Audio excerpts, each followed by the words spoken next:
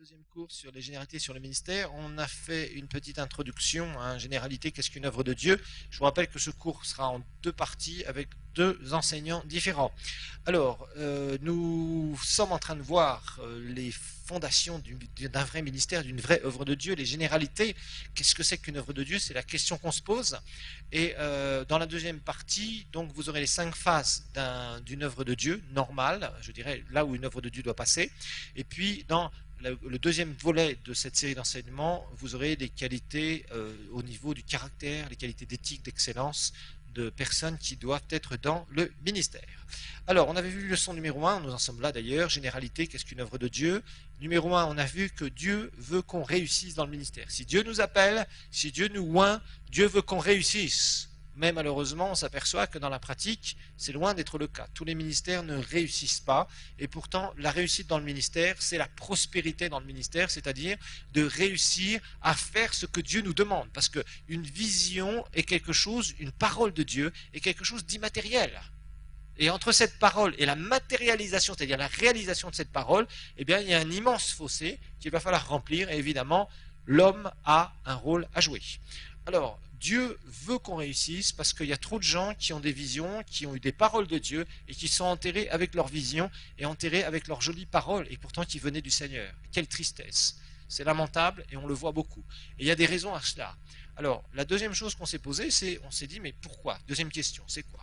C'est se dire, pourquoi est-ce que certains réussissent dans leur ministère et pourquoi d'autres échouent lamentablement? Ils sont d'ailleurs le groupe très majoritaire, ceux qui échouent, tristement. Et ça, c'est pas normal. C'est absolument anormal. Et une des grandes raisons, c'est tout simplement parce que les gens ne comprennent pas qu'ils sont dans un royaume. C'est le royaume de Dieu. Qu'on ne peut pas faire un ministère, gérer un ministère avec des façons de penser humaines, des règles naturelles. Pourquoi? Parce que le ministère est quelque chose de surnaturel. Donc il va falloir comprendre d'abord comment le royaume de Dieu fonctionne pour savoir comment pouvoir réussir dans le ministère. C'est-à-dire qu'il y a des lois, à partir du moment où vous êtes dans le ministère, il y a des lois spirituelles qui vont s'imposer à vous. Si vous ne les connaissez pas, vous allez vous casser la figure. Si vous les connaissez et que vous ne les pratiquez pas, vous allez vous casser la figure. Donc il y a un certain nombre de lois spirituelles indispensables que Dieu veut qu'on connaisse et surtout qu'on pratique. C'est ce que Dieu disait à Josué au départ. Il lui disait, si tu veux réussir, bon, dans sa vie perso, mais aussi par rapport à ce que Dieu lui avait dit, il va falloir que tu prennes la loi, tu prennes ma parole. Parce que dans ma parole, il y a les lois qui régissent la réussite. La réussite dans ta vie personnelle et la réussite aussi dans le ministère. Et franchement, dans le ministère, il y a des clés. Il y a des clés pour réussir. Et je vous rappelle que la réussite, ce n'est pas du tout une question d'être orgueilleux. Bien évidemment, plus vous réussissez avec Dieu, plus il faudra travailler votre caractère. Et on verra que ça, le caractère, c'est notre pire ennemi. C'est ça qu'il va falloir travailler. On verra qu'un don, on peut le développer à l'extrême. On verra qu'on peut être sensible à l'onction. Mais si on n'a pas le caractère, boum, c'est la chute. C'est pour ça que vous aurez beaucoup de cours sur le caractère. On va largement insister. Qu'est-ce que c'est que le caractère d'un serviteur de Dieu? Comment il doit se comporter? Qu'est-ce qu'il doit faire? Qu'est-ce qu'il doit éviter de faire? Comment il doit manager les choses? On verra le thème sensible des finances dans l'Église. On verra que c'est un thème très sensible. Et je vais vous montrer qu'il y a des principes spirituels pour pleinement réussir dans les finances au niveau de l'œuvre de Dieu. Que partout où on est, dans n'importe quel pays du monde, même le plus pauvre pays du monde, ici nous sommes dans le 5e pays le plus pauvre du monde, on peut pleinement réussir au niveau finance dans le ministère. Il y a des clés pour ça. Maintenant, avec des mentalités humaines, on ne peut pas être béni par Dieu. C'est pas possible. Dieu ne peut pas bénir des mentalités humaines. C'est pour ça que nous devons changer nos façons de penser. Alors, troisième chose qu'on a vue, c'est l'église locale. On s'est posé la question, qu'est-ce qu'une église locale? Et malheureusement, il y a beaucoup de fausses églises locales. Et il y a aussi des vraies églises locales. Les vraies églises locales sont initiées par qui? Par Dieu. C'est une ordonnance divine.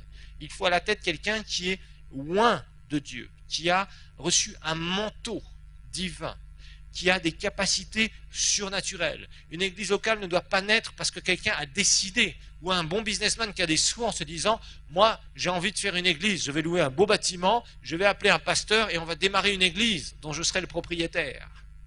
Non, ça ne fonctionne pas comme ça, du tout, du tout, du tout, du tout. Vous allez peut-être attirer des gens, mais les gens viendront pour quoi? Pour le Seigneur ou pour votre argent? Ils viendront pour votre argent.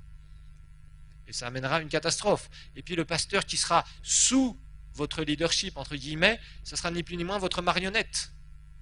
Ça ne fonctionnera jamais comme ça. Il y a des églises qui sont fondées comme ça ne fonctionne jamais comme ça. Ce sont des échecs. Il y a des gens qui viennent parce qu'on a un beau bâtiment tout de suite, parce que monsieur businessman finance tout, il achète des chaises, il achète une sonorisation, etc. Et les gens viennent s'asseoir. Mais ça ne fonctionne pas comme ça. Il n'y a pas d'onction dans ces choses-là. Il n'y a pas d'ordonnance divine. On ne démarre pas une église non plus parce qu'on divise une église, parce qu'on retrouve le groupe de notre ethnie, de notre pays, de notre langue, de tout ce que vous voulez. Ça, c'est une catastrophe. Je vous assure, quand je voyage dans le monde, je suis très fâché contre ça. Parce que je vois des églises de Congolais, des églises de Rwandais, des églises de Burundais. C'est honteux, excusez-moi de le dire. On est dans un pays, on va dans un pays étranger et on met ensemble des petites communautés. C'est pas normal. Amen, j'attendais un amen. Non, c'est pas normal. Et alors évidemment, les gens voient qu'ils viennent parce qu'ils se retrouvent communautairement. Le problème, c'est qu'au bout d'un moment, c'est limité. Parce que le nombre de personnes qui habitent dans un pays et qui viennent de souches étrangères, d'un même pays ou d'un même endroit, c'est limité. Donc au début, ça m'a l'air de bien marcher, et après, c'est complètement limité. Et ces églises-là, ce sont des églises qui tournent très très mal. Non, l'église de Dieu est pour tout le monde, et on doit toucher l'environnement dans lequel on est. Sinon, ça veut dire qu'on est un échec lamentable. Ça veut dire qu'on utilise un prétexte humain pour faire quoi? Pour dire qu'on a une église et qu'on est pasteur. Non, ça ne peut pas fonctionner comme ça. Ça ne peut pas fonctionner comme ça. Et il faut vraiment amener les gens devant leurs responsabilités. Donc, faire une église suite à une division ou communautaire ou quoi que ce soit, ce n'est pas une bonne chose. On ne commence pas non plus par une prophétie, mais on commence parce que Dieu nous a parlé et Dieu nous a mis à part. Dieu a mis une onction sur quelqu'un, et à ce moment-là, où Dieu envoie une personne qui a déjà une onction et part quelque part, parce que Dieu l'envoie pour démarrer une église locale, ça, il n'y a aucun problème là-dessus. Mais c'est clair que l'église locale est une immense aventure, et ce n'est pas n'importe quelle aventure. Alors, en quatrième lieu, nous avons vu un bref rappel sur les 5 ministères. Et je vous rappelle, l'apôtre, lui, il a la capacité à fonder les églises, l'évangéliste va prêcher avec puissance, l'enseignant va expliquer la parole, et il va avoir souvent des thèmes particuliers où Dieu l'utilise dans ce domaine-là, où il a une révélation sur la parole qui est très particulière. Le prophète, lui, va recevoir ces révélations, et souvent va avoir une onction de guérison. Pas toujours, mais souvent. Mais il va préparer le peuple prophétiquement, très souvent, à des futurs mouvements de Dieu. Alors, nous en étions au pasteur. Le pasteur, je vous ai dit, c'est un gouverneur. C'est lui qui a la responsabilité de diriger l'église locale. Il en a une responsabilité divine, c'est-à-dire c'est un mandat divin qu'il a. Donc il va falloir que ce soit un bon leader, il va falloir que ce soit un bon berger, il va falloir que ce soit quelqu'un qui amène l'église locale là où Dieu veut qu'il l'amène. Et je vous rappelle que là, il y a souvent des idées préconçues. L'église locale n'est pas fondée sur une démocratie. Je vous garantis, quand nous allons faire l'enseignement sur les associations, je vais vous montrer les travers vicieux des associations, qui sont des associations démocratiques, bien évidemment, et qui n'ont rien à voir avec la gestion du royaume de Dieu, et qui créent énormément de problèmes dans le monde entier. Alors, le pasteur va diriger donc cette église, mais en fait lui-même est soumis à son autorité suprême, c'est-à-dire au Seigneur. Donc le Seigneur va faire quoi? En fait, c'est le Seigneur qui dirige au travers du pasteur. Quand un pasteur est soumis au Seigneur. Le pasteur devra prendre certaines initiatives, mais il devra chercher la face de Dieu. Savoir comment il doit diriger les choses, comment il doit orienter son église. Qu'est-ce que Dieu veut exactement? À qui et comment il doit s'adresser? Quel type de message il veut qu'il donne, etc., etc., etc., etc. Sachez qu'une bonne église locale sera éprouvée. Une bonne église locale, pour démarrer, va vivre des douleurs, les douleurs de l'enfantement. Et ça, les gens n'aiment pas ça. On va un peu étudier ce principe. Il y a des douleurs d'enfantement. Et mesdames, vous savez, quand vous êtes enceinte et que vous êtes prêt à accoucher, c'est un moment que vous n'aimez pas spécialement. Ce que vous préférez, c'est tenir le bébé dans les bras. Là, il y a de la joie. Mais passer dans les douleurs de l'enfantement, il n'y a pas beaucoup de joie. Il y a des peines et des difficultés. Nous, les hommes, nous avons cet immense avantage et nous ne passerons jamais par ces douleurs de l'enfantement. Ah, merci Seigneur d'avoir créé la femme. Alors, il n'y a pas de secret, une église locale va subir des douleurs d'enfantement. Il y a des douleurs d'enfantement. Une église locale ne se créera pas comme ça, facilement, sans qu'il y ait une opposition. La Bible nous parle de ces douleurs d'enfantement. Regardez dans Galates, Bon, on va regarder Jean 16 d'abord. Jean 16. On va reprendre ce principe. Là, Jésus va parler de la naissance, des douleurs de l'enfantement de l'Église avec un grand E. Nous, en tant que pasteurs, nous parlons des douleurs de l'enfantement de l'Église avec un petit E. Lui, il est le grand berger des brebis. Nous, nous sommes pasteurs des églises locales. Berger sur une église. Jean chapitre 16, versets 20 et 21. Mais c'est le même principe.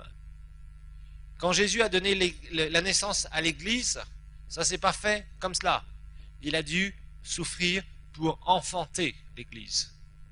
Un pasteur qui va démarrer une église, il va subir aussi des douleurs d'enfantement.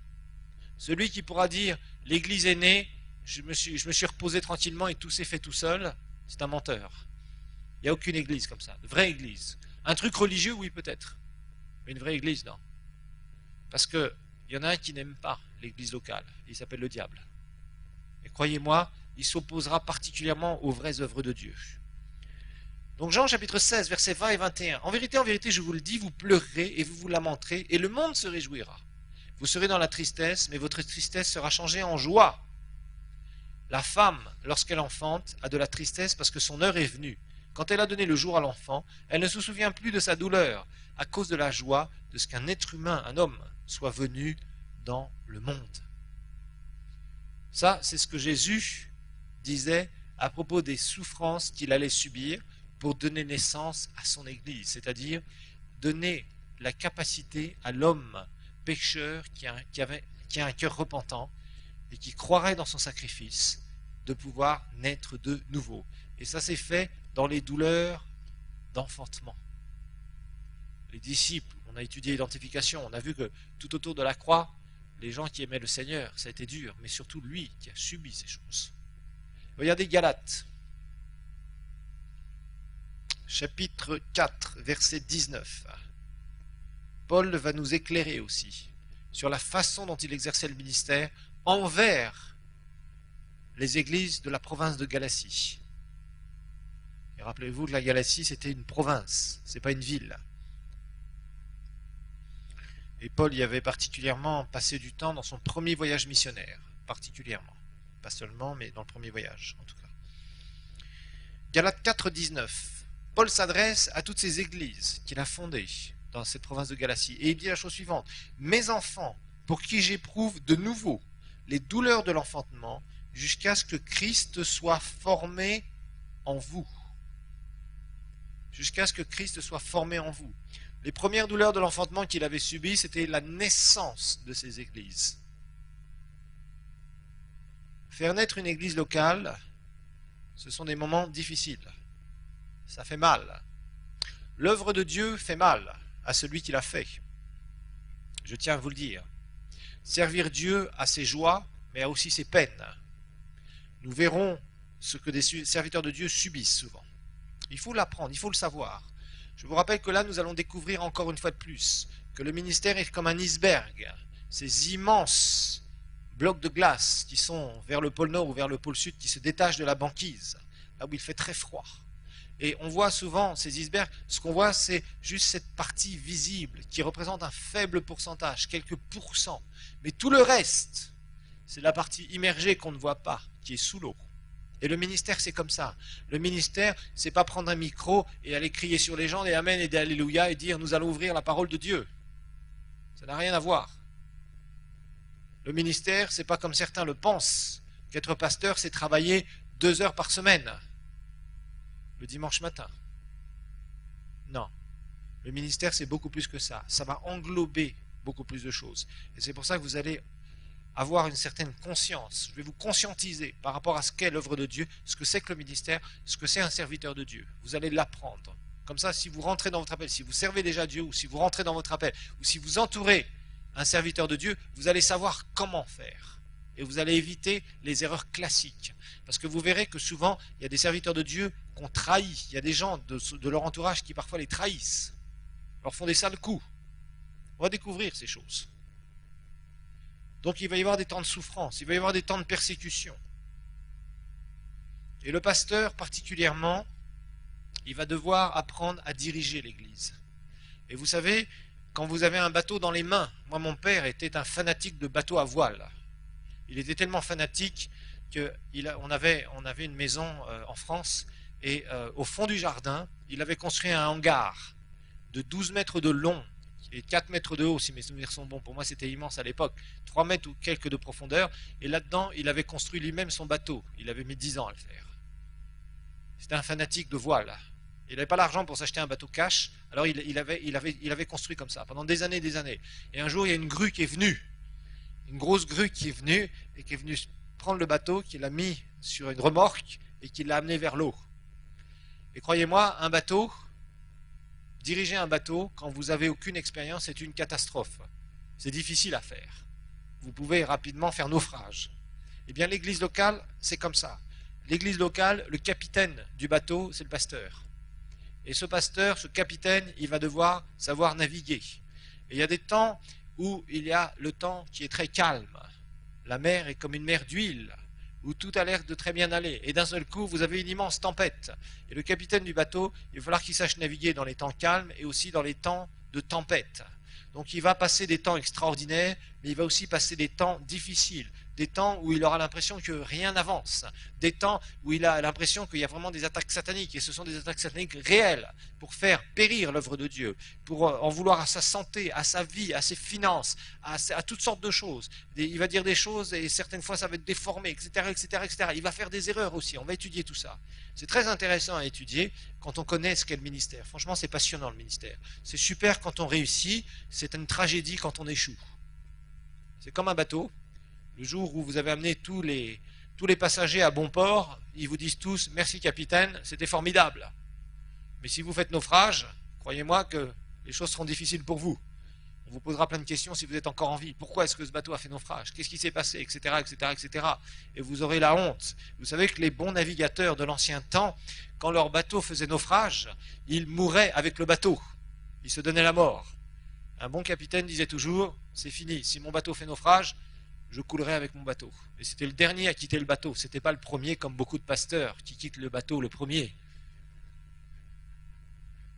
Mais un bon capitaine qui avait de l'honneur, qui était élevé dans l'honneur de diriger, eh bien toujours, il quittait le bateau en dernier. Il s'assurait, si le bateau était en train de couler, soit il coulait avec, ou soit il sauvait, en tout cas il sauvait toujours la vie des autres en premier. C'était comme ça que ça fonctionnait. Parce qu'il avait un honneur. Mais aujourd'hui, on se demande s'il y a l'honneur parmi certains serviteurs de Dieu ou ceux qui se disent serviteurs de Dieu. Je vous garantis, ça va être tout un art qu'on va apprendre. En tout cas, vous allez apprendre au moins en théorie. Vous serez à peu près, vous comprendrez certains principes de l'art de diriger l'église locale. Parce que ce n'est pas quelque chose qui est facile à faire. Je vous garantis. Et c'est souvent, c'est comme quand on se marie. Quand on se marie, on n'a aucune expérience. Le mari n'a aucune expérience d'être la tête. C'est pour ça que des fois, il devient dictateur ou trop démocrate. D'accord? Parce qu'il n'a jamais appris. Et une femme n'a jamais appris à être femme au départ. Bonne épouse. Et ça, c'est le problème qu'on a souvent. C'est que nous ne sommes pas préparés à nos engagements. Et nos engagements nous amènent souvent à faire des erreurs gigantesques. Et il faut savoir récupérer ces erreurs. Parfois, on ne sait pas. Donc, on termine en tragédie. Et c'est ce qui se passe, malheureusement, quand nous n'avons pas les bonnes fondations. C'est pour ça que vous avez ces cours. Alors, il faut que vous sachiez aussi une chose. Quand quelqu'un va être oint par Dieu, dans un ministère, ce n'est pas quelqu'un qui va avoir une forte onction au départ. Son don, le don que Dieu nous donne, n'est pas un don à maturité. Ça veut dire que vous recevez une vision de Dieu, vous êtes tout excité. Waouh, le Seigneur m'a dit que, waouh, ok. Tu reçois cette vision, tu as prié, tu es sûr que c'est le Seigneur qui t'a parlé. Donc maintenant, tu vas démarrer. On étudiera cette phase de démarrage. Elle est très drôle d'ailleurs.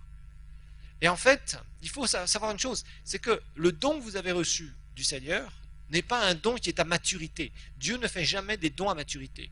Un don s'exerce, un don s'affine. Plus on exerce un don qu'on a reçu du Seigneur, plus on pourra porter des fruits au travers de ce don. Mais Dieu ne nous donne pas un don qui est à maturité. Il ne met pas en nous, pouf, un don, et d'un seul coup on dit, mais je sais comment faire dans toutes les situations, j'ai de l'expérience. Non, tu n'as aucune expérience.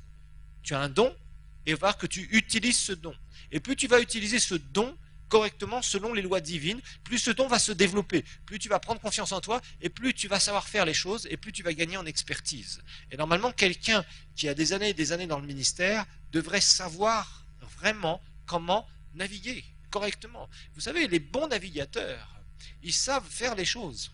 Un bon navigateur sait avancer quand il n'y a pas beaucoup de vent, et profiter du soleil, et profiter de la mer, mais il sait aussi naviguer quand il est au milieu de la tempête, et que son bateau peut se retourner. Vous ne sortez pas toutes les voiles quand vous avez un vent terrible qui va vous retourner au moindre moment.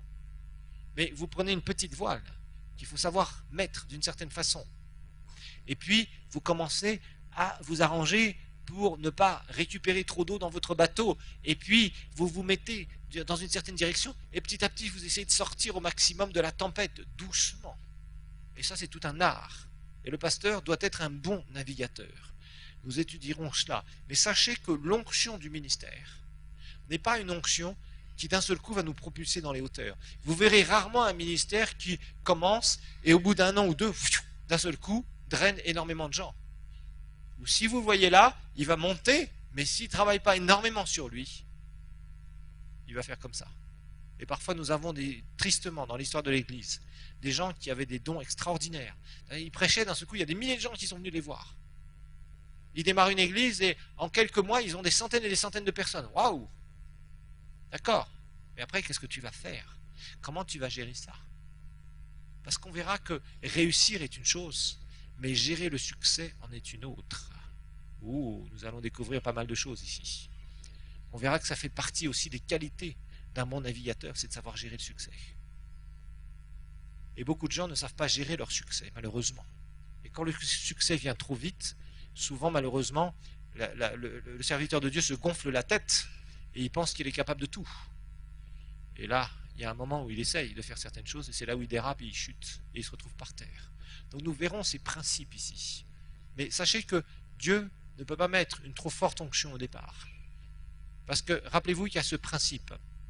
Nous devons apprendre à faire confiance à Dieu, mais Dieu aussi doit apprendre à nous faire confiance. La Bible nous donne le caractère de Dieu dans bien des paraboles en nous parlant de la fidélité. Quelqu'un qui va être fidèle dans les petites choses, Dieu lui confiera de plus grandes. Dieu parle beaucoup de la fidélité dans sa parole. Et la fidélité, c'est faire ce que Dieu te demande quand il te demande de le faire et d'attendre qu'il te donne la suite. Tant qu'il ne t'a pas donné la suite, tu ne bouges pas. Et malheureusement, il y a beaucoup de gens qui sont dans le ministère qui veulent bouger par eux-mêmes. Nous découvrirons les modes, les imitations, rechercher à droite et à gauche ce qui marche, le truc du moment. Il y a beaucoup de gens qui sont comme ça. Regardons Luc chapitre 4, à propos de la production. Luc chapitre 4, un verset qu'on connaît bien, à propos de l'onction et de la production dans l'onction.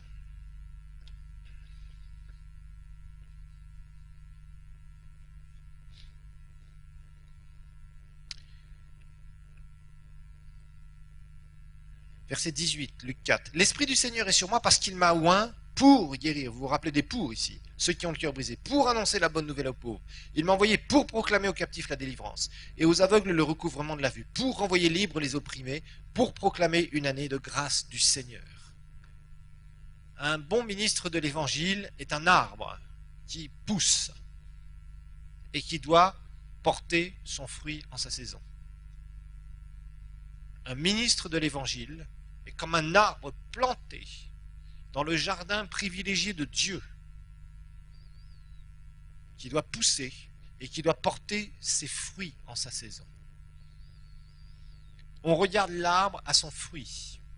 On évalue le ministère, et on parlera d'évaluation dans le ministère. Je vous montrerai comment on peut évaluer une église locale. C'est très important, ce sont des critères qui sont fondamentaux pour voir comment cette œuvre avance. Parce qu'il ne faut pas se voiler la face en disant je prie, j'espère que Dieu va changer les choses. Et puis 20 ans plus tard, tu es toujours en train de prier, en train d'à moitié mourir. Dieu ne t'appelle pas à survivre, mais Dieu t'appelle à avoir la vie en abondance et en tant que ministre de l'Évangile, à transmettre cette vie en abondance. Si ce n'est pas le cas, le mieux c'est d'avoir un job et de laisser la place aux autres. Amen. Voilà, vous n'êtes pas convaincus, hein, il va falloir que je vous convainque. N'ayez pas peur. Je vais vous convaincre. Donc ici, c'est clair qu'il va y avoir obligatoirement une production. S'il y a quelqu'un qui est pasteur, il va y avoir des âmes qui vont venir dans le royaume de Dieu. Et puis ces âmes vont grandir. Et ces âmes vont aussi amener d'autres âmes. et les gens vont grandir spirituellement, parce que je vous rappelle que dans une église locale, il y a deux directions de croissance. La croissance verticale, qui est la croissance spirituelle des gens, mais aussi la croissance horizontale, qui est la croissance numérique. Et parfois, il y a des déséquilibres dans certaines églises. Des fois, il y a un double déséquilibre qui est une catastrophe. Ça, c'est les églises qui meurent, ou les églises qui ne sont même pas ointes, où il n'y a pas d'appel divin. C'est celles qui ne grossissent pas et qui ne grandissent pas spirituellement. Maintenant, il peut y avoir aussi certaines églises que vous verrez grandir spirituellement, où les gens commencent à vraiment avancer avec le Seigneur, mais qui ne grossissent pas. J'en connais des comme ça. Et surtout avec les pasteurs enseignants. Ils ont tendance à beaucoup enseigner, mais il reste, les chrétiens sont bien, mais vous avez toujours les mêmes têtes à l'église. Et les gens disent, non, moi je veux prospérer, moi je veux ceci, moi je veux marcher dans la guérison divine, moi je veux ceci. Ok, tout ça c'est très bien, mais il y a un monde qui se meurt à l'extérieur. Donc il faut faire attention de garder l'équilibre.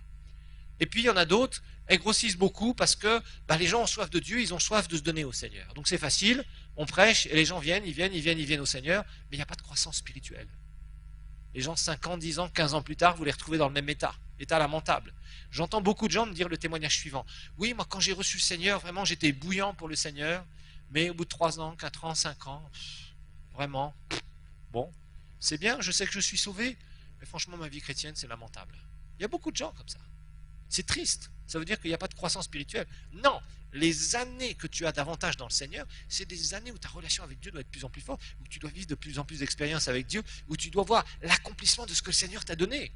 Si la vie chrétienne pour toi n'est pas remplie du parfum divin, cher ami, mets-toi à genoux et dis Seigneur, qu'est-ce que je suis en train de faire là? Et c'est la même chose pour le ministère. Quand vous voyez des pasteurs déprimés, ou alors qui vieillissent plus vite que leur âge, on dit oh là là, je veux tout être mais sauf pasteur. Les gens qui rigolent jamais, qui sont. Le Seigneur a dit dans sa parole. Oh là là là là. Il ferait mieux de, je sais pas, d'enseigner à des enfants ou d'être ingénieur quelque part ou je sais pas, faire quelque chose d'autre. Et franchement, c'est triste. Si on n'a pas une vie qui est passionnante, ça sert à rien. Moi, j'aime bien quand la vie est passionnante. Quand la vie est morose, ennuyante, oh, ça m'ennuie. Même 5 minutes, ça m'ennuie parfois. Parce qu'il faut qu'il se passe des choses. La vie, ça doit être piquant quelque part. Ça doit bouger. Si ça bouge pas, c'est pas intéressant. Et la vie chrétienne, c'est ça. Et la vie dans le ministère, ça doit être ça encore plus. Un ministère doit produire. Si tu ne vois pas des gens se donner au Seigneur, si tu ne vois pas des gens touchés alors que tu prêches, si tu ne vois pas des gens guéris, si tu ne vois pas des gens remplis du Saint-Esprit, si tu ne vois pas des gens provoqués à aller plus haut, alors ça ne sert à rien. C'est une catastrophe. Non. Tu dois entendre, tu dois produire quelque chose. Et les gens doivent te dire, waouh, il s'est passé quelque chose dans ma vie, tu as prié pour moi, ou tiens, j'ai entendu ce sermon, ça m'a complètement changé, ou tiens, tu m'as conseillé de faire ça, et ça a marché, et Dieu m'a béni. Ça, c'est intéressant, non? On est dans le business du changement radical de vie des gens. Un pasteur est dans ce business-là. Transformation des vies. Un pasteur n'est pas dans le business d'avoir un joli 4x4 et une belle maison. Ça vient en plus. Mais ça ne doit pas être son objectif. Loin de là. Au contraire. Son objectif, ça doit être d'aider les autres à avoir leur vie changée par la puissance de Dieu. Et quand tu arrives à cela, c'est extraordinaire. Amen. Alors, maintenant nous allons voir quelques conseils utiles et on va parler de la vision. La vision. Quelques conseils utiles et la vision de l'église locale.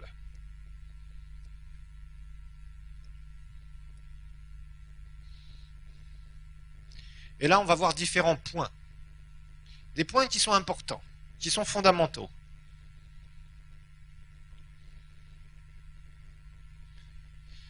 On va parler de vision. Regardez dans Proverbe 29, excusez-moi, 29, 18, excusez-moi. Proverbe 29, 18.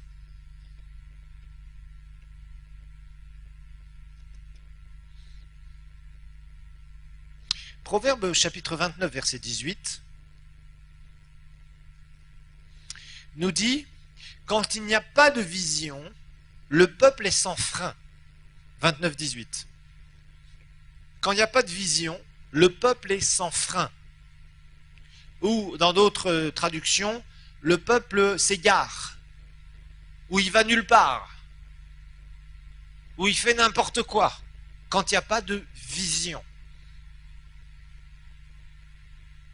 Quand un pasteur est à la tête d'une église, divinement à la tête d'une église, il doit avoir une vision. Une vision, c'est comme l'essence dans un moteur. Vous pouvez avoir une très belle voiture, si le réservoir est vide, ça ne sert à rien. Par contre, si votre réservoir est plein, là, vous pouvez profiter de votre voiture. Et la vision pour un ministère, c'est absolument fondamental. Une vision, bien sûr, se reçoit du ciel. Et il est important de bien cadrer, de savoir exactement ce pourquoi Dieu nous a appelés. Chaque église locale a son parfum particulier, normalement. Sa couleur particulière. Dieu parle à ses serviteurs en disant, voilà, je veux une église où il y aura ça et ça. Où vous allez toucher plus tel type de personne ou tel type de personne. Il y a toujours quelque chose en plus. C'est normal. Dieu nous motive au travers de notre vision. Maintenant, il faut faire très attention à une chose. C'est que cette vision, il faut qu'elle soit fraîche dans le serviteur de Dieu. Et régulièrement rafraîchie. Moi, je rencontre beaucoup de serviteurs de Dieu qui sont dans l'échec parce qu'ils n'ont aucune vision. Non pas qu'ils n'avaient pas de vision au départ. Quand vous les entendiez parler 10 ans, 15 ans, 20 ans plus tôt, ils vous disaient « Le Seigneur m'a parlé et je sais que le Seigneur m'a demandé de faire cette église. » Beaucoup de serviteurs de Dieu vous diront ça. Et ils ont raison. Ils vous disent la vérité. Je ne parle pas des gens qui font parler Dieu dans leur faveur. Hein. On élimine ça, d'accord? Là, on parle des gens qui sont vraiment appelés, qui sont oints par Dieu. Mais souvent, ce qu'on voit, c'est que ces serviteurs de Dieu-là, au bout d'un certain nombre d'années, ils ont perdu la vision originelle. Et ça, c'est une grave erreur. Il faut bien connaître cette vision originelle et le serviteur de Dieu va devoir apprendre régulièrement à transmettre, à infuser cette vision originelle au peuple pour que les gens puissent comprendre là où ils vont. Vous savez, en tant que leader, on doit comprendre que les gens ont besoin d'être dirigés et amenés quelque part, et particulièrement quand on est dans le ministère. Ça, il faut le savoir.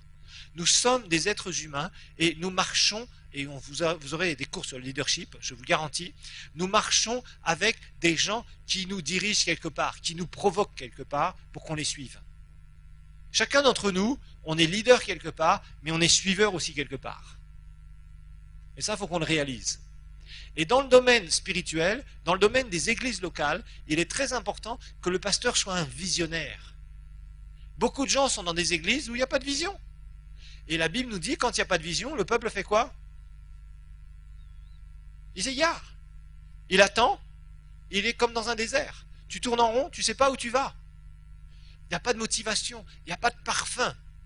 Il n'y a pas de gens qui disent « Ah, pasteur, on est avec toi, on est impliqué là, tu nous amènes quelque part, ça nous intéresse. » Parce qu'on va découvrir une chose. Le leader est censé s'entourer de personnes avec qui, ensemble, ils vont réussir la vision divine. Mais les gens ne s'attacheront pas à la vision s'ils n'ont pas compris le cœur du leader et comment il transmet sa vision. S'il n'a pas de vision, les gens tournent en rond. La vision, la plupart des églises locales, voilà leur vision. On fait un culte le dimanche, et puis on a une réunion, 2 réunions dans la semaine, voilà notre vision. Non, ça c'est pas une vision, ça c'est de l'organisation. D'accord? Soyons clairs. Et puis on a la réunion de prière tel soir, ou tel matin, ou tel truc, ou telle nuit, on a une veillée, babababa. Mais ça c'est pas une vision, ça. Ce n'est pas une vision. On a tous été dans des réunions de prière où il n'y avait aucun but. Vous avez remarqué ça? On est là, on va prier toute la soirée. Ok, on prie pourquoi? Oh le Seigneur va nous le montrer. Non, d'abord tu as un objectif, et après tu réunis des gens, tu les motives, et là tu accomplis quelque chose dans la prière. Et après qu'est-ce qu'on fait, pasteur? On attend, le Seigneur va tout faire. Non, c'est à nous d'agir maintenant. Vous voyez? Et les gens qui n'ont pas de vision, en tant que leader, si vous n'avez pas une vision, vous êtes foutu. Vous êtes dans l'échec, c'est sûr. C'est sûr. Il faut saisir la vision divine et courir avec la vision divine. Et surtout, ne pas s'en écarter, ne jamais s'écarter de la vision originelle. Ça, c'est super important. Et ça, c'est vraiment, vraiment des choses que je vois. Il y a des gens, au départ, ils démarrent l'église, Dieu leur a donné une vision précise, et au bout d'un moment, ils s'écartent de cette vision. Pour différentes raisons. Ça peut être pour des raisons financières. Par exemple, on a vu des gens, ils ont commencé à prêcher, et ils ont terminé comme directeur d'une ONG. Ça s'est trouvé, des gens comme ça. Ça, c'est des gens qui se sont mis eux-mêmes à côté. S'ils étaient appelés par Dieu, bien sûr, et ouin. Il y en a d'autres, Dieu leur avait spécifiquement parlé mais ils ont trouvé le terrain trop dur. Donc ils ont entendu que d'autres serviteurs de Dieu réussissaient dans d'autres domaines et ils ont commencé à s'écarter de la vision. Ça, c'est pas bon. C'est pas bon du tout. Parce que quand vous êtes dans une vision, il n'y a que là où Dieu pourra vous bénir réellement. Si vous persévérez dans la vision, si vous transmettez cette vision, si vous gardez cette vision originelle. C'est très important de s'attacher à la vision originelle. Qu'est-ce que Dieu a dit au départ? C'est ça qui est important. Au départ, Dieu a dit ça, ça, ça et ça. Moi, je fais toujours attention à ça dans mon ministère. Qu'est-ce que Dieu m'a dit? Qu'est-ce que Dieu je dirais, qu'est-ce que le Seigneur m'a montré?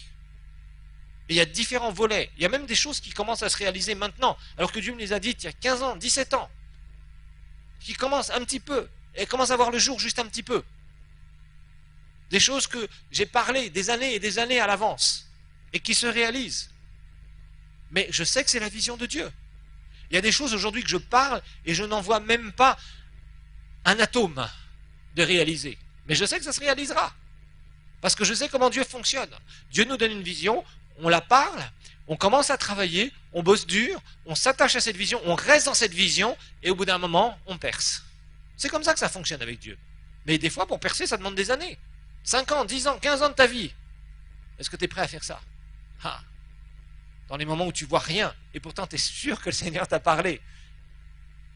Il faut rester dans la vision. C'est pour ça que les gens sont souvent tentés, au bout d'un moment, quand ils voient qu'ils ont commencé à persévérer un peu, que ça ne va pas, que ça ne marche pas, etc. Qu'est-ce qu'ils font? Ils commencent à dévier de la vision originelle. Ils commencent à aller vers d'autres choses.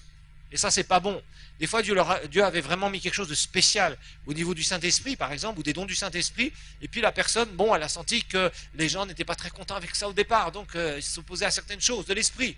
Je dis, bon, ok, ça va, je préfère qu'il y ait plus de monde dans mon église, et on va laisser un peu les manifestations du Saint-Esprit, parce que ça amène de la persécution et de la contestation des fois. Et puis, il commence à se refroidir spirituellement. Et il commence à enterrer les dons. Ça arrive, frères et sœurs, je vous garantis. Certains commencent à prêcher dans certains domaines où Dieu leur met vraiment à cœur. Non, tu feras ça. Tu prêcheras dans tel domaine, particulièrement. Et au bout d'un moment, ils rencontrent de l'opposition. Mais c'est normal. Si vous avez une vision, vous rencontrerez toute opposition du monde. Thomas Edison, cet homme qui a inventé l'ampoule électrique, il n'a pas essayé une fois, il n'a pas essayé 2 fois de trouver un matériau qui permettait de faire jaillir de la lumière si on mettait une tension à ses bornes. Il a essayé 1000 fois. Et s'il avait essayé 500 fois seulement, ben ça ne serait pas lui qui aurait inventé l'ampoule électrique. Ça serait quelqu'un d'autre peut-être, mais plus tard. Il y a beaucoup de choses qu'on ne sait pas dans la vie des êtres humains, mais je peux vous garantir, quand vous avez vraiment une vision et que vous vous attachez à cette vision, vous allez réussir dans cette vision. Alors, il y a quelque chose qu'un pasteur doit faire. Là, ça va être point après point. On va développer beaucoup de points ici. Le pasteur doit s'entourer de bonnes personnes. Ça, c'est pas facile à trouver, je vous garantis. Il doit s'entourer de bonnes personnes. On verra que l'entourage d'un serviteur de Dieu est quelque chose de très important.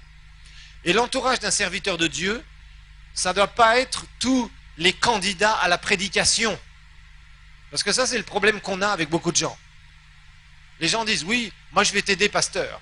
Mais n'oublie pas, moi aussi je prêche. La plupart des gens sont motivés par ça. C'est-à-dire, en fait, ils disent qu'ils sont là pour vous aider, mais ils ne sont pas là pour vous aider. Ils sont là pour que vous leur donniez de la place à la prédication pour qu'ils puissent se montrer. Ça, c'est pas un bon entourage. Ça, c'est pas une bonne motivation. La motivation, ça doit être de servir le royaume, sans intérêt, sans égoïsme, en désirant vraiment marcher avec Dieu. Le pasteur doit passer du temps à étudier les ministères, les grands ministères, les gens qui ont réussi. Ça, c'est le problème de beaucoup de pasteurs. Moi, je parle souvent à des pasteurs. Je leur dis, mais étudiez les ministères qui ont réussi. Étudiez ceux qui ont réussi dans le ministère. Et pourquoi ils ont réussi dans le ministère? Moi, personnellement, j'ai passé beaucoup d'heures et je continue à en passer. Je cherche à savoir pourquoi tel serviteur de Dieu a réussi ça. Qu'est-ce qu'il y a dans son église? Quels sont les catalyseurs de son église? Qu'est-ce qu'il prêche? Comment il fait? Qu'est-ce qu'il utilise comme outil? Pourquoi? Comment? Sa façon de se comporter? Quels sont ses points forts? Quels sont aussi ses points faibles? C'est intéressant d'étudier les autres. Les gens qui disent, moi je réussirai, je suis unique, on n'a jamais fait comme ça, mais moi je vais vous montrer différemment. Ça, ce sont les gens orgueilleux qui se cassent la figure. Étudie ce que les autres ont fait et là où ils ont réussi. Et Dieu t'inspirera pour que tu réussisses davantage. Mais là, tu ne seras pas orgueilleux. Tu diras simplement, Seigneur, merci, parce que j'ai appris des autres serviteurs de Dieu. Vous savez que la plupart des serviteurs de Dieu refusent d'apprendre des autres serviteurs de Dieu? Je vous assure, beaucoup sont comme ça. Beaucoup sont comme ça. Pourtant, il y a beaucoup de choses à puiser chez les serviteurs de Dieu qui réussissent. Il faut se poser la question. Et là, c'est pas du tout être dans l'esprit de comparaison. Non, non, non, non. C'est d'être provoqué dans notre foi. Se dire, si lui a pu réussir à faire ça. Tiens, par exemple, si vous étudiez un ministère comme Sunday Adelaja. Sunday Adelaja, c'est un Nigérian qui s'est retrouvé en Europe de l'Est. Et Dieu a fait avec lui la plus grande église d'Europe. Et cet homme, il a eu toutes les difficultés. Il a dû faire face au racisme, terrible. Il a dû faire face aux oppositions des politiciens qui voulaient fermer son église. Il a dû faire face aux problèmes économiques. Il a dû faire face aux problèmes de gangs. Parce qu'il y avait beaucoup de gens qui se sont convertis, qui étaient des drogués et des prostituées. Il a dû faire face à plein d'oppositions. Mais cet homme a réussi parce qu'il a utilisé les principes du royaume de Dieu. Un ministère comme ça vaut le coup d'étudier quand même. Vraiment, ça vaut le coup. Vous voyez quelqu'un qui réussit, qui a une belle église, et qui était dans un terrain hostile. Pourquoi est-ce qu'il a réussi? Oh, parce que Dieu a tout fait pour lui. La grâce de Dieu est sur chacun. Nous avons tous des dons. Nous avons tous un appel quand on est dans le ministère. Maintenant, qu'est-ce qui fera qu'une personne ou une autre réussisse? Il y a des clés qu'il a utilisées. Et c'est toujours intéressant. Ça, c'est les ministères qu'il faut étudier.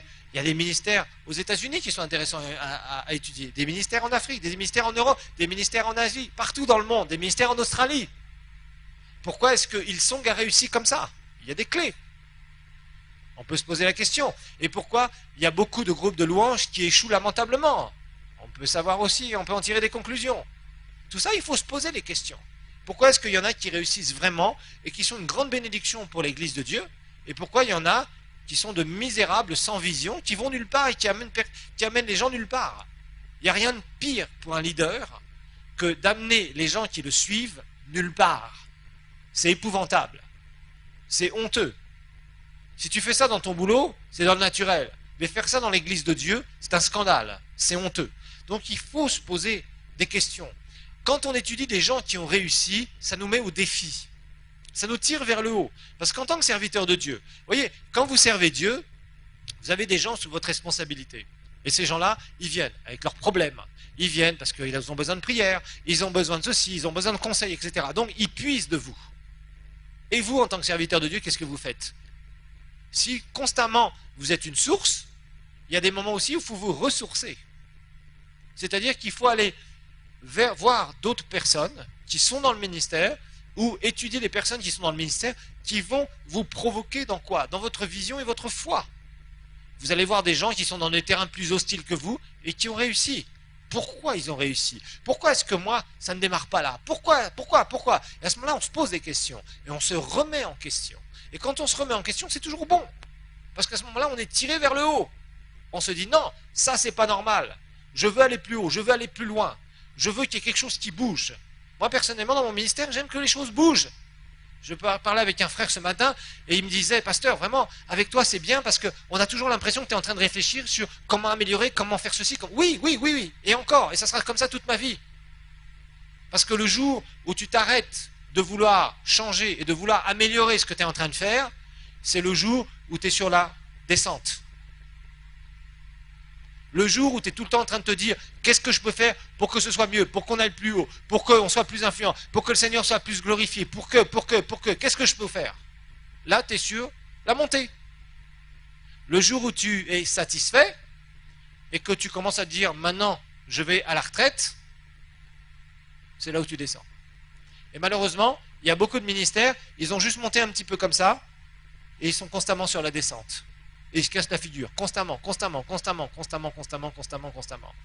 Nous ne pouvons pas accepter la médiocrité en tant que serviteurs de Dieu. C'est honteux. La médiocrité n'est pas de Dieu, la médiocrité c'est l'avilissement. La médiocrité, c'est en fait se retrouver tout le temps en dessous de la moyenne. Une chose que le serviteur de Dieu doit rechercher, c'est l'excellence. L'excellence dans tous les domaines. L'excellence dans le surnaturel. L'excellence dans le naturel aussi. Parce que l'un et l'autre vont ensemble. Et il y a beaucoup de serviteurs de Dieu qui sont médiocres dans le surnaturel et ils sont médiocres dans le naturel en même temps. Et ça, c'est inacceptable. Maintenant, tu peux démarrer dans un état de médiocrité, mais cet état de médiocrité ne doit pas te provoquer à rester dans cet état de médiocrité. Cet état de médiocrité doit te provoquer vers l'excellence, ce qui sera un long chemin. Mais ce chemin, il va falloir que tu l'empruntes. Si tu ne veux pas l'emprunter en changeant ton attitude, eh bien en tant que serviteur de Dieu, tu seras toujours médiocre. Donc tu seras dans l'échec. Et tu seras en train de te lamenter. Et tu feras comme Adam, qui n'a su que faire une chose, c'est blâmer Dieu pour son péché. Et en disant, Seigneur, c'est la cause de la femme que tu m'as donnée. Et les serviteurs de Dieu, la plupart d'entre eux, se trouvent des excuses pour leur médiocrité et pour leurs échecs. C'est lamentable. Quand quelqu'un est dans l'échec ou la médiocrité, il doit d'abord se remettre en question lui-même. Il ne doit pas remettre en question les circonstances. En Afrique, les gens se donnent toujours cette excuse de la pauvreté pour la médiocrité. Je suis désolé. Dieu est un Dieu de prospérité partout. Il n'y a aucun continent maudit et on a découvert qu'il y a beaucoup plus de richesses en Afrique maintenant qu'il y en a dans beaucoup de parties du monde. Il y a plein de mines ici, il y a du pétrole, il y a toutes sortes de choses ici. Il y a tout ce qu'on veut sur le continent. L'excuse de dire je suis médiocre parce qu'il y a la pauvreté, ça, c'est pas une excuse. Ça, c'est une sale mentalité. Ça, c'est dire finalement les circonstances sont plus fortes que mon Dieu. Et ça, c'est lamentable. Aux États-Unis, les gens vous diront mais il y a tellement de grosses églises, moi là-dedans, je suis qu'un petit. Bah oui, t'as qu'à grandir.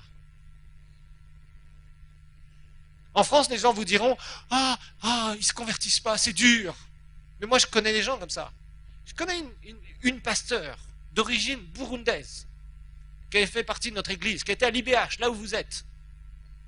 Cette dame, elle est en train de toucher des gens, des bons Français, bien blancs, qui soi-disant ne se convertissent pas. Et cette femme est incroyable. Elle évangélise et ils viennent. En quelques années, elle a fait une église de 80 personnes, avec 2/3 de gens nouveaux convertis. Waouh! Eh oui. Et je vous dirais qu'en France, la majorité des églises qui avancent, ce sont les églises de souche africaine. Moi, quand je me suis converti, il y avait quelques églises de souche africaine, il y a 30 ans. Aujourd'hui, la moitié des chrétiens qui vivent en France sont de souche africaine. Oui, mais... Et en fait, ce sont les gens de souche africaine qui reviennent ramener l'évangile en Europe. C'est ce qui se passe actuellement. Mais l'excuse, je dirais, des gens, des Européens de souche, c'est de dire, ils ne se convertissent pas. Voilà, à chacun a son excuse. Ici, je vous dis, les pasteurs vous diront, on est pauvre. Avec la pauvreté, c'est le col à la peau, partout. Non, désolé, tout ça, ce sont des excuses nulles. La médiocrité, c'est une mentalité.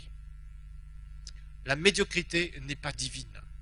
L'excellence est du caractère de Dieu. Mais pour passer de la médiocrité à l'excellence, il y a un travail immense sur nous. Malheureusement, souvent, ce qui se passe, c'est que les gens n'acceptent pas leurs responsabilités. Et quand tu sers le Seigneur et que tu n'es pas quelqu'un qui accepte tes responsabilités, là, tu es très mal. Tu ne réussiras jamais dans le ministère.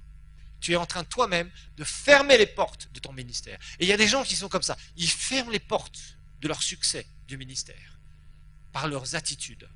Des attitudes qui sont répréhensibles, des attitudes qui ne sont pas divines, en se donnant des prétextes spirituels. Parce que le pire que j'ai pu voir parmi des serviteurs de Dieu, c'est d'utiliser des prétextes spirituels. Le Seigneur ne veut pas encore que je sois dans ce domaine-là, il ne veut pas encore accomplir ce qu'il m'a promis. Parce que quand Dieu parle, il ne veut pas accomplir les choses.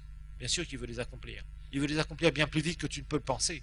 Mais Dieu t'attend. Vous savez, il y a beaucoup de gens qui disent « J'attends que le Seigneur vienne. J'attends que le Seigneur m'amène les gens. J'attends que le Seigneur remplisse mon église. » Mais non, tu n'as rien compris. C'est Dieu qui t'attend. Et il t'attend depuis longtemps. Et il y a des gens, ils vieillissent tellement qu'au bout d'un moment, Dieu ne les attend plus parce qu'ils sont morts. C'est lamentable. C'est lamentable. Vous savez, quand on est dans le service de Dieu, il y a une chose qu'il faut qu'on fasse. C'est toujours voir des kilomètres à l'avance.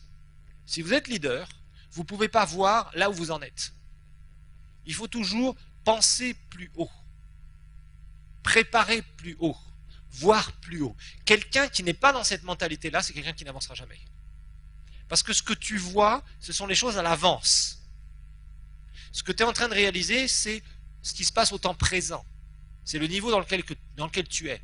Mais quand tu as une vision et que tu regardes toujours plus haut, eh bien tu dis, ah, ok, on en est là, mais on veut aller là. Et le jour où tu es là, tu dis, ah oui, on est là, mais je veux aller là.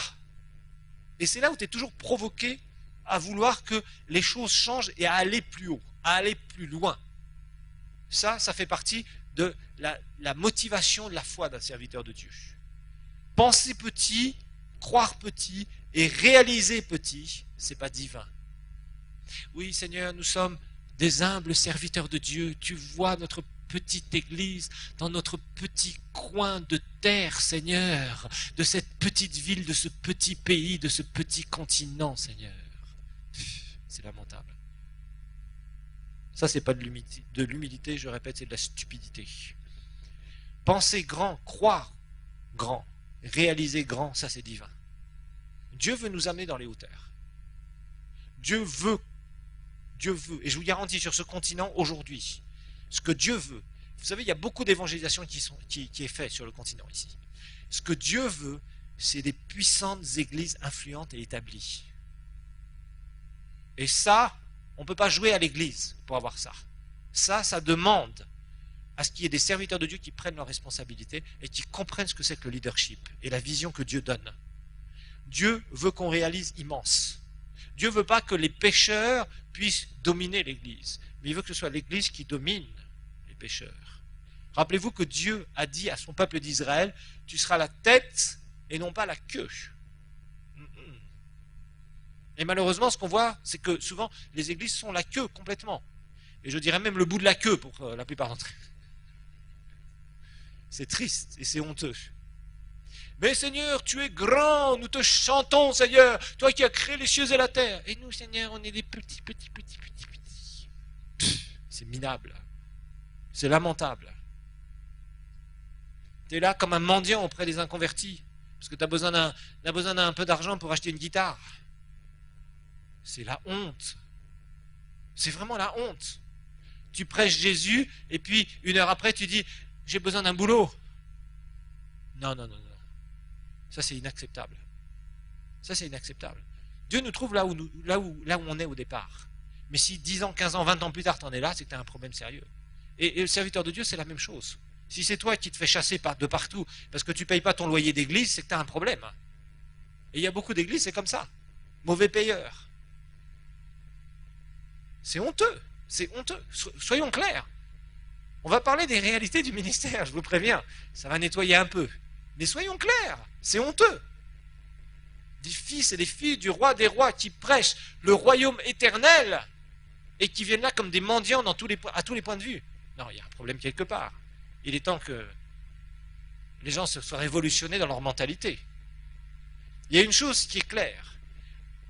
Un serviteur de Dieu ne doit jamais être satisfait. Dans le bon sens du terme, d'accord? C'est-à-dire que quand il est arrivé à un objectif, il doit toujours se dire il y a autre chose de plus grand. Il y a autre chose de plus grand. Un jour, il y avait un frère qui disait la chose suivante. Il disait, Dieu n'a jamais dit que la plus grande église du monde ferait 30 000 membres. Dieu n'a jamais dit qu'elle ferait 40 000 membres. Dieu n'a jamais dit qu'elle ferait 20 000 membres ou 100 000 membres. Dieu n'a rien dit. Ça veut dire que la limitation, elle est dans le serviteur. Nous sommes nos propres limitations. C'est vrai dans la vie chrétienne, et je vous dirais c'est encore plus vrai dans le leadership, et particulièrement parmi les serviteurs de Dieu. Que le Seigneur vous bénisse, on continuera la prochaine fois.